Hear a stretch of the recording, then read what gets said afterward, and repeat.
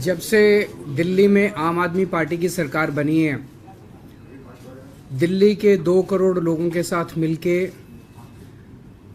और अलग अलग सरकारी एजेंसीज के साथ मिलके, केंद्र सरकार के साथ मिलके बहुत सारे कदम उठाए गए हैं, जिसकी वजह से दिल्ली के अंदर पिछले 8 सालों में प्रदूषण में काफ़ी कमी आई है। मैं ये नहीं कहूँगा कि आज की सिचुएशन आइडियल सिचुएशन है, लेकिन ये दिखाता है कि जिस रास्ते पे हम चल रहे हैं वो रास्ता सही है। 2014 के मुकाबले आज 2023 में 30% पोल्यूशन में कमी आई है।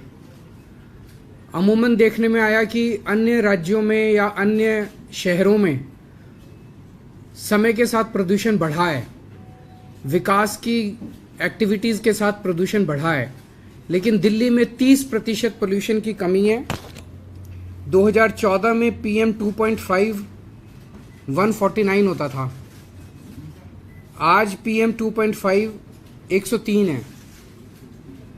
2014 में PM 10 324 होता था, आज 223 है। तो लगभग 30% प्रदूषण में कमी आई है। एक और आंकड़ा मैं देना चाहता हूं कि 2016 में प्रदूषण के हिसाब से अच्छी हवा 109 दिन होती थी। 365 में से 109 दिन अच्छी हवा होती थी। ये संख्या बढ़ के 163 हो गई है। अब साल में 163 दिन अच्छी हवा होती है। 2016 में जो सीवियर पोल्यूशन होता था, बहुत खराब, ऐसे 26 दिन होते थे। अब ये संख्या घट के केवल 6 दिन रह गए हैं, जो बहुत खराब दिन होते हैं पूरे साल में। इसी दिशा में हमने इसमें कैंपेन चलाया पिछले कई सालों से, युद्ध प्रदूषण के विरुद्ध। उसी कड़ी में अब सर्दियां आ रही हैं। सर्दियों में हम देखते हैं पोल्यूशन बढ़ता है। पोल्यूशन को सर्दियों में पोल्यूशन को कम करने के लिए एक 15 पॉइंट विंटर एक्शन प्लान बनाया है, लेकिन उसके पहले मैं आपका ध्यान कुछ जो स्टेप्स लिए गए पिछले कुछ वर्षों में उनकी तरफ ध्यान दिलाना चाहूँगा, जिसकी वजह से प्रदूषण कम हुआ। उसके बाद हम 15 पॉइंट एक्शन प्लान पे आएंगे। एक काम किया गया कि बसें, पहले दिल्ली में पिछले कई वर्षों से बसों की खरीद नहीं हुई थी और उसकी वजह से लगभग 15 साल कोई बसें नहीं खरीदी गई दिल्ली में। तो उसकी वजह से दिल्ली में बसों की काफ़ी कमी हो गई, पब्लिक ट्रांसपोर्ट खराब हो गया, लोग अपने प्राइवेट ट्रांसपोर्ट पे शिफ्ट करने लगे। लेकिन पिछले दिनों में, पिछले 2-3 साल में हमने बहुत बड़े स्केल के ऊपर न केवल बसें खरीदी हैं बल्कि इलेक्ट्रिक बसें खरीदी हैं। तो आज दिल्ली में, आज तक के दिल्ली के इतिहास में सबसे ज़्यादा बसें दिल्ली में हैं। 7135 बसें अभी दिल्ली की सड़कों पे हैं। इतनी बसें पहले कभी नहीं थी दिल्ली में। इनमें से 800 इलेक्ट्रिक बसें हैं। 2020 में हमने इलेक्ट्रिक व्हीकल पॉलिसी लॉन्च की थी, केवल बसों के लिए नहीं, सभी के लिए, प्राइवेट सेक्टर के लिए भी। और ये पॉलिसी देश ने, दुनिया भर में इसकी सराहना हो रही है। और आज दिल्ली के अंदर जितने बड़े स्केल के ऊपर इलेक्ट्रिक व्हीकल्स खरीदे जा रहे हैं, ये शायद पूरी दुनिया में सबसे ज़्यादा है। आज जितने व्हीकल्स रजिस्टर होते हैं, नए व्हीकल्स आज जितने खरीदे जाते हैं दिल्ली में, उसमें 17% व्हीकल्स ई व्हीकल्स खरीदे जाते हैं।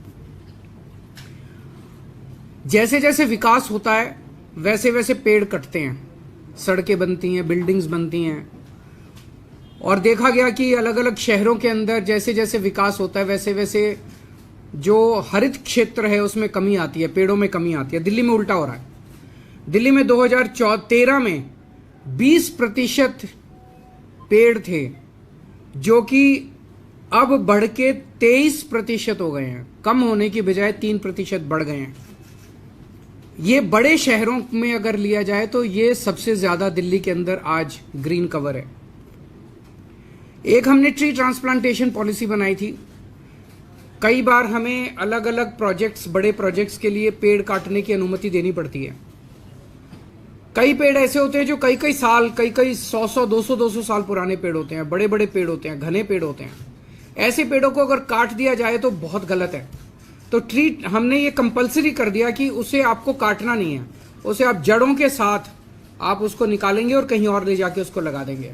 इसका भी बड़ा अच्छा असर पड़ा है ट्री ट्रांसप्लांटेशन पॉलिसी का। दिल्ली में 2 थर्मल पावर प्लांट्स थे, उन दोनों को बंद कर दिया गया। तो आज दिल्ली देश का अकेला शहर है जहां पे कोई थर्मल पावर प्लांट, कोयला आधारित थर्मल पावर प्लांट नहीं है।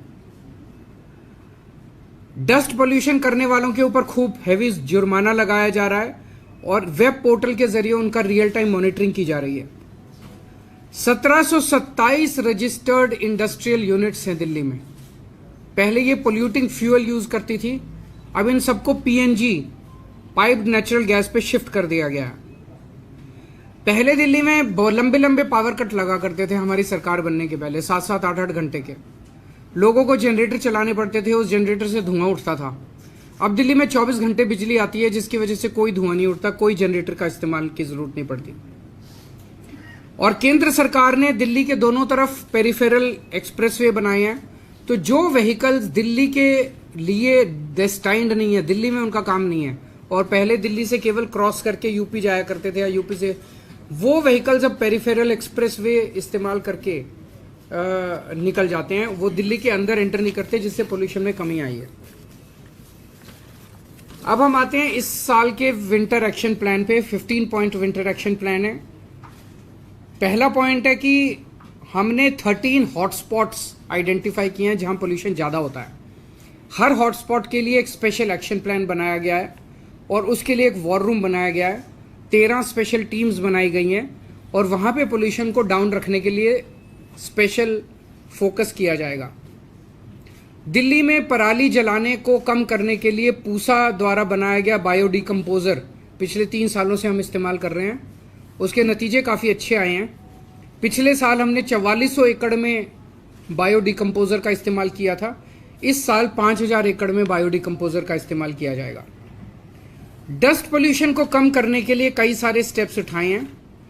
एक तो ये जो कंस्ट्रक्शन साइट्स हैं, उन कंस्ट्रक्शन साइट्स पे निगरानी रखने के लिए स्पेशल टीम्स बनाई गई हैं। 591 टीम है। 500 स्क्वायर मीटर से ज़्यादा निर्माण साइट्स वाले डस्ट कंट्रोल करने के लिए उनको वेब पोर्टल पे रजिस्टर करना पड़ेगा। और 5000 स्क्वायर मीटर से ज़्यादा का अगर कोई कंस्ट्रक्शन साइट है तो उन्हें एंटी स्मॉग गन लगाना अनिवार्य होगा। सड़कों पे भी जो सफाई करते टाइम धूल उड़ती है, उसके लिए 82 मैकेनिकल रोड स्वीपिंग मशीन्स लगाई गई हैं। 530 वाटर स्प्रिंकलिंग मशीन लगाई गई हैं और 258 एंटी स्मॉग गन सड़कों के ऊपर चलेंगी विंटर के दौरान। जो व्हीकल से पोल्यूशन होता है उसको कंट्रोल करने के लिए पीयूसी सर्टिफिकेट्स की जांच करने के लिए और 10 साल से पुराने डीजल व्हीकल और 15 साल से पुराने पेट्रोल व्हीकल्स को प्रतिबंध के कंप्लायंस के लिए 385 टीम्स गठित की गई हैं। जो कंजेस्टेड एरियाज है, जहां ट्रैफिक ज़्यादा रहता है, वहां पे व्हीकल खड़ा हो जाता है और व्हीकल खड़ा होकर वहां पे पोल्यूशन करता है, ऐसे 90 सड़कों की पहचान की गई है और वहां पे ऑल्टरनेट रूट्स प्रोवाइड करे जाएंगे। उसको प्रचारित किया जाएगा कि आप इसको अवॉइड कीजिए, इस सड़क को आप यहां से निकल सकते हैं।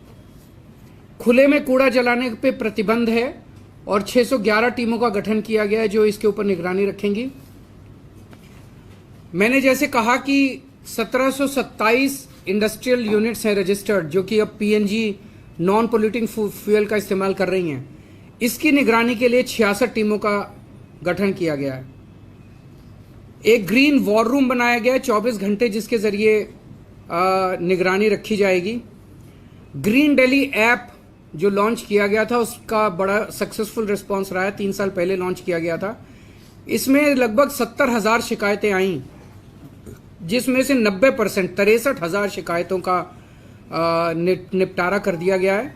हम दिल्ली के लोगों को अपील करेंगे कि एंड्रॉयड और iOS के ऊपर ये ग्रीन दिल्ली ऐप है, उसे जरूर डाउनलोड करें और कहीं भी किसी भी तरह की अगर दिल्ली में प्रदूषण करती हुई एक्टिविटी दिखाई दे उसको इस ऐप पे भेजें, हम उस पर तुरंत कार्रवाई करेंगे।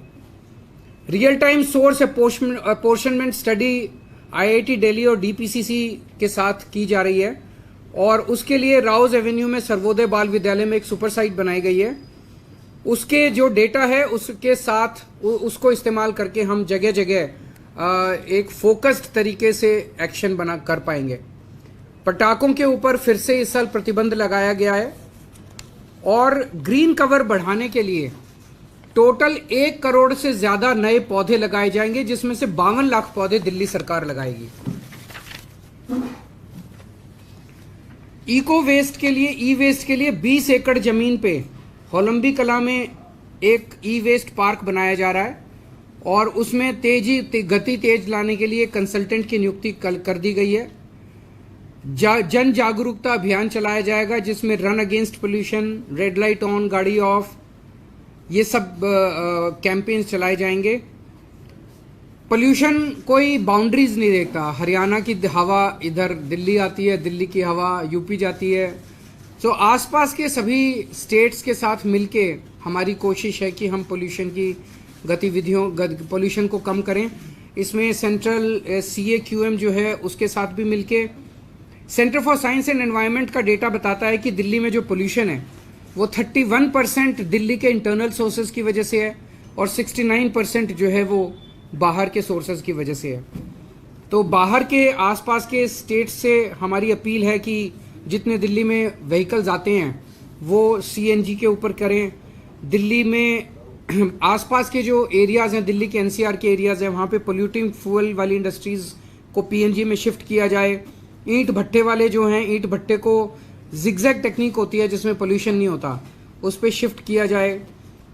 24 घंटे बिजली अगर होगी NCR में तो डीजल जनरेटर की जरूरत नहीं पड़ेगी, वो भी किए जाएं। NCR एरिया के अंदर भी पटाखों के ऊपर पूर्ण प्रतिबंध होना चाहिए। और जो ग्रैप है, आखिरी पॉइंट, ग्रैप को पूरी शिद्दत के साथ लागू किया जाएगा। अब ग्रैप में CAQM के जरिए और सेंट्रल गवर्नमेंट के अन्य एजेंसीज के जरिए 3 दिन बाद का वो पता चल जाता है, ये पूर्वानुमान फोरकास्ट होता है, तो उसके बेसिस पे ग्रैप को लागू किया जाता है जिससे कि पोल्यूशन को पहले से कंट्रोल किया जा सके। तो ये कुछ एक मेजर्स हैं। अगर आपके कोई क्वेश्चंस हैं तो। सर, पराली को लेकर अभी आप क्या स्थिति देख पा रहे हैं? रियल टाइम सोर्स आपका क्या कह रहा है? पड़ोसी राज्यों में कई जगह खबर है ये चलने लगी है। देखिए, पंजाब का मैं थोड़ा सा बताना चाहता हूँ। पिछले साल हमारी मार्च में सरकार बनी थी, तो 6-7 महीने हमें मिले। पिछले साल पंजाब का डेटा ये दिखाता है कि 6-7 महीने में जो भी स्टेप्स लिए गए थे उससे 30% उसके पहले साल के मुकाबले 30% पराली कम जली थी। ये सरकारी आंकड़े बताते हैं। इस साल भगवंत मान सरकार ने कई सारे स्टेप्स उठाए हैं। एक है डाइवर्सिफिकेशन ऑफ क्रॉप्स, कि आप चावल की जगह दूसरी क्रॉप उगाइए, उससे पानी भी बचेगा पंजाब का और उससे स्टबल बर्निंग भी वो होगी। उसका काफ़ी अच्छा रिस्पॉन्स है। दूसरा है चावल की वैरायटीज़, शॉर्ट टर्म वैरायटीज़ हैं, उसमें PL 126, 127, 128 और एक बासमती, इसके ऊपर फोकस किया गया है कि इसको इस्तेमाल किया जाए। तो ये शॉर्ट टर्म वैरायटी जो है इसमें कम स्टबल होती है और स्टबल को डिस्पोज करने के लिए पीरियड ज़्यादा मिल जाता है, तो उसमें जलाने की ज़रूरत नहीं पड़ती। तो इसका भी काफ़ी अच्छा रिस्पॉन्स है। इस बार काफ़ी लोगों ने इसको इस्तेमाल किया है। दूसरा XC2 मैनेजमेंट जो है स्टबल बर्निंग का, उसके लिए डिस्ट्रिक्ट वाइज कुछ कंपनीज ने आगे आके, इंडियन ऑयल है, एक जर्मन कंपनी है, उन लोगों ने आगे आके कुछ डिस्ट्रिक्ट्स को, जैसे इंडियन ऑयल ने शायद संगरूर को अडॉप्ट किया है, तो वो पूरी की पूरी उस डिस्ट्रिक्ट में जितनी स्टबल होगी वो उसको खुद लेके जाएंगे ट्रांसपोर्ट, और उसको बिजली में या खाद में कन्वर्ट करेंगे।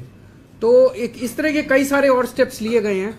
तो अभी एग्जैक्ट डेटा कहना कि इस बार स्टबल कितना कम जलेगा कहना मुश्किल है, लेकिन मेरे हिसाब से काफ़ी इम्प्रूवमेंट होना चाहिए। सर, ये तैयारी जो आपने की है, मतलब क्योंकि 28 अलग-अलग विभागों से आपने बात की है, जो क्लाउड सीडिंग की बात हो रही थी, अगर जरूरत पड़ेगी उसके लिए कितना तैयार है? और मुझे लगता नहीं कि इस साल हम कर पाएंगे। वो एक आइडिया आया था, एक्सपर्ट्स की टीम आई थी, उनके साथ हमने चर्चा की थी, CIA की टीम आई थी उसमें, लेकिन थोड़ा समय लगेगा। तो इस साल हो पाएगा ऐसा नहीं है। सबसे खराब क्योंकि प्रेडिक्शन क्या है, किस तरीके की जानकारी मिलेगी, कब से दिल्ली का आबोहवा थोड़ी खराब? देखिए, नॉर्मली देखने में आया है कि 15 तारीख के बाद से जब पराली जलनी चालू होती है और हवाएं जो हैं वो इस तरफ आती हैं, तब पोल्यूशन थोड़ा थोड़ा बढ़ना चालू होता है दिल्ली का। इस साल देखते हैं कि पड़ोसी राज्यों में जो स्टबल बर्निंग है अगर वो कम हुई तो जाहिर तौर पे इस बार पोल्यूशन की इंसिडेंस भी कम होगा। सर 1 तारीख से जैसे ग्रैब लागू हो जाएगा तो डीजल जनसेट बंद हो जाते हैं दिल्ली एनसीआर में, लोगों का कंसर्न ये रहता है जो हाई राइज बिल्डिंग में रहते हैं दूसरी जगहों पर रहते दिल्ली में तो होते नहीं है। एनसीआर के लिए मेरी अपील है आसपास के राज्यों से कि अगर आप 24 घंटे बिजली सप्लाई करेंगे तो उनको डीजी सेट्स इस्तेमाल नहीं करने हैं। सर पड़ेंगे। सवाल इसमें ये भी है कि आप तो काम कर रहे हैं, अगर नेबर स्टेट में काम नहीं होता, हालांकि आप लोग चिट्ठियां लिखते हैं उसका जवाब आता नहीं, आप लोग ये कहते हैं, इस बार कैसे उसको काम करें? हम CAQM से भी बात करेंगे, जो वो कमेटी है कुट्टी साहब की, उनसे भी बात करेंगे। उनका मैंडेट है कि आसपास के राज्यों को इसके लिए तैयार किया जाए। सर आपको लगता है जितने प्रतिबंध देश की राजधानी दिल्ली में लगाए जाते हैं पड़ोसी राज्यों में उतने प्रतिबंध नहीं फॉलो किए जाते? करने चाहिए, क्योंकि दिल्ली इशू केवल दिल्ली का नहीं है। दिल्ली में जैसे हम जिम्मेदारी के साथ काम कर रहे हैं, हरियाणा के लोग हैं उनको भी साफ हवा मिलनी चाहिए, पंजाब के लोग हैं उनको भी साफ हवा मिलनी चाहिए, यूपी के लोग हैं उनको भी साफ हवा मिलनी चाहिए। क्योंकि दिल्ली देश की राजधानी है, मीडिया का सबसे ज़्यादा फोकस दिल्ली पे होता है। सो थोड़ा सा फोकस अगर आप लोग भी अपना आसपास शिफ्ट करोगे तो वो भी तेज़ी से काम करेंगे। तो एक संयुक्त मीटिंग होनी चाहिए क्योंकि वो भी होनी चाहिए। मुझे लगता है कि अगर सभी की मीटिंग अगर या तो CAQM बुला ले या केंद्र सरकार बुला ले तो उसके ऊपर एक जॉइंट प्लान बनाया जा सकता है। Sir, would you like to take a question on the politics in Punjab about Aam Aadmi Party, the constant fight that is happening between AAP and Congress, with Congress leaders being arrested, and they have approached their high command to say that we are not happy with the way Bhagwan Mann is acting, and they are calling it vendetta. It is also putting a question mark on your alliance. पहली चीज़ तो मैं ये clear कर दूं कि आम आदमी party India alliance के प्रति कमिटेड है और आम आदमी पार्टी बिल्कुल किसी भी हालत में इंडिया अलायंस से अलग नहीं होगा और अलायंस के धर्म को निभाने के लिए हम पूरी तरह से कटिबद्ध हैं।